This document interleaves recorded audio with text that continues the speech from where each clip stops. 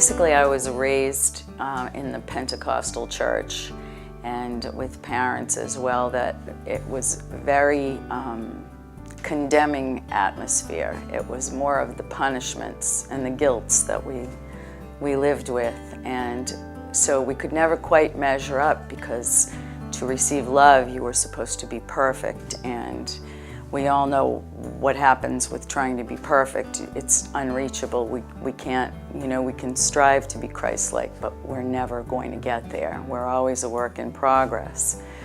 But so when I did all the right things in accordance to the church with the baptism and things like that, but I did it under false pretenses. I wasn't doing it with love, it was, with force.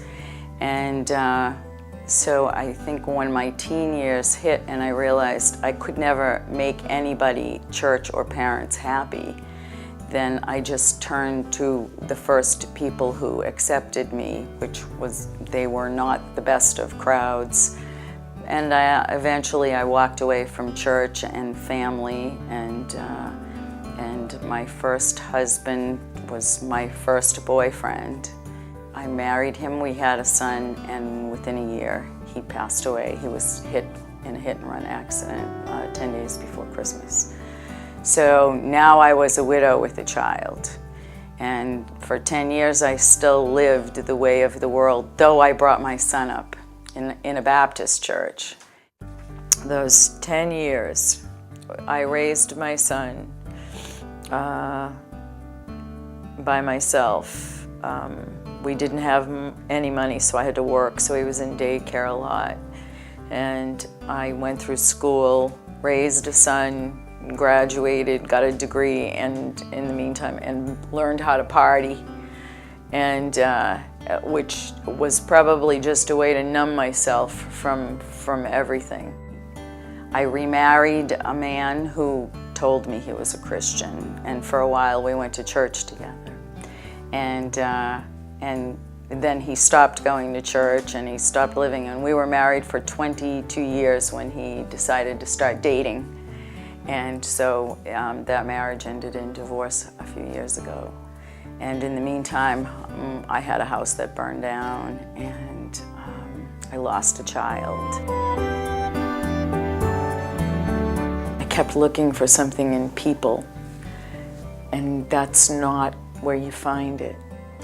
That requires some wisdom and a lot of Bible reading till that becomes a part of your soul, till it sinks in.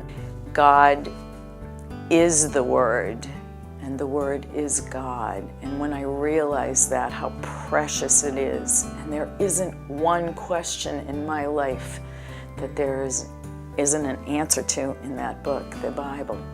I lost my self-worth, and I realized I couldn't live without God in my life.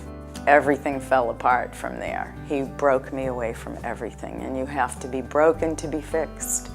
And all of a sudden, one day, after being diagnosed with a dystrophy, I was reading a magazine called North Shore Magazine, and I read this article about this new church and some new concepts, and this young guy, Matt Tuning, and his family, his wonderful and supportive family, and it was something I wanted a piece of, and just so unspoiled was the love of God that it was like that's what I had been searching for. So I went to Netcast, and I was greeted by the ministering spirits of smiles and hugs and kind words, and it was the first time I felt like that in so long.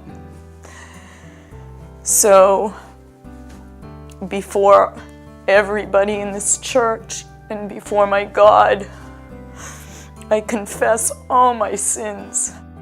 I want to be cleansed by baptism, and I want to serve God for the rest of my life.